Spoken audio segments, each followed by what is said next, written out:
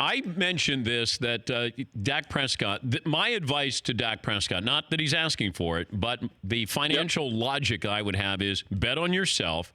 And with that great offensive line, Amari Cooper and Zeke Elliott in, why not sign a 2-year deal? And let's say we guarantee it for $63 million.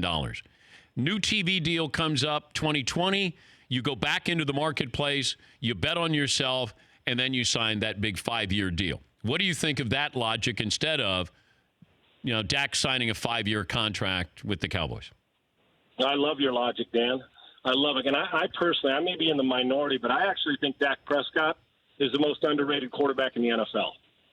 And when he came out his year, I had him as the second quarterback on my rankings. He ends up going in the 4th round. The one weakness for me with him is, can you carry a team like Rodgers or Brady or those guys that for 5 or 6 weeks they're Mike Trout, that they can carry a team? Can Dak do it? And right now I think that's the big question mark, but he's pretty accurate underneath. Get better throwing the ball down the field. But wait, do you think he can? Can he carry a team? No, right now he can't. Okay. That's my thing, is why I can't see $40 million a year. But, hey, ask for the moon. They get a couple stars in the process. I like your style better because the more numbers – see, we're a numbers-driven league. We want Super Bowls, but if you don't give me numbers, oh, my gosh, you're not the quarterback. If you give me numbers and no Super Bowl, well, you're not a winner.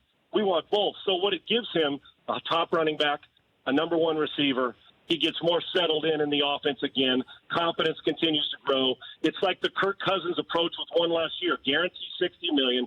Go do your thing. Throw me a 4,500-yard season and get me deep into the playoffs or a possible Super Bowl doorstep.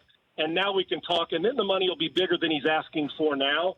I do think there's something to prove, but I also think he's extremely disrespected when you look at who you compare him to, all of us. He's not a top 10 guy. But Dak Prescott's a good player. But the one thing holding him back is can you carry a team? If Zeke doesn't play this year, let's say he held out for 6 games, can you get us to 4-2 or 5-1? I think that's the biggest question, Mark, of why people are afraid to pay him that kind of money. All right, let's say the open market, you can have Dak Prescott or Jared Goff. Same money. Prescott. Right now I'm concerned about Goff's well coached. I think Sean McVay is one of the best in the world at what he does. But there's some DNA when it comes to closing out games I got to see more of from Goff. Right now, if I have the 2 to lead my team, could Prescott gotten the Rams where Goff did last year? Absolutely. And I'm not sure he would have went away and hidden the Super Bowl like we saw a little bit of the Rams offense. I'll take Prescott over Goff. All right. Carson Wentz, Dak Prescott, same money. Wentz, in my opinion, has a bigger – where there's no ceiling. He's got a bigger potential and places to reach. I think he's an MVP guy. The thing is, though, Dan, if you're not available, it's hard for me to consider you one of the top 5 or 6 guys in the league.